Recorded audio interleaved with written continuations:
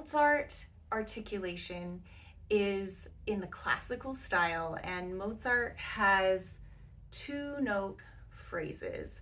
And so there's one particular thing I wanted to show you what I choose to do when I play this sonata, and I'll tell you why I do it that way, and then I want you to think about how you like the way it sounds when I do it, and whether you want to do that yourself. Now, this is one of those musician's choice things, so you don't have to do it my way.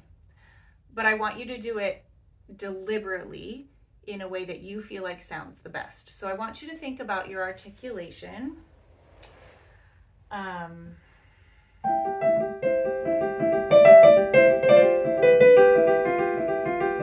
that part, okay? So we have a descending triad. And my choice, because Mozart is a classical composer and he often has these sort of like two-note phrases, I like to do two notes connected with a little bit of a lift and kind of a space in between the second note and the third note in the triad, like that. So we do legato and staccato. That's how I like to do it. So let me show you again.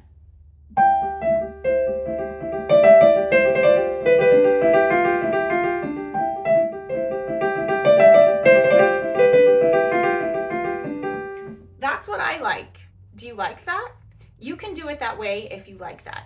And if you say, nah, I'd rather keep it legato, or I'd like to do them all detached, those are options as well.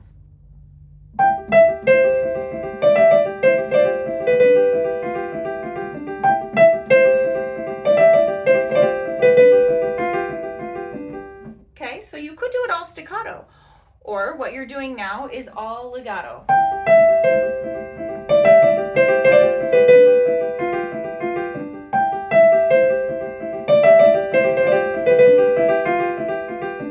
So you have some articulation choices. And like I said, my preference would be to hear you playing it with a two-note slur and then a little detachment between the middle note of the triad and the bottom note. Like that. But I want you to choose. Okay, so think about how you want that articulation to be.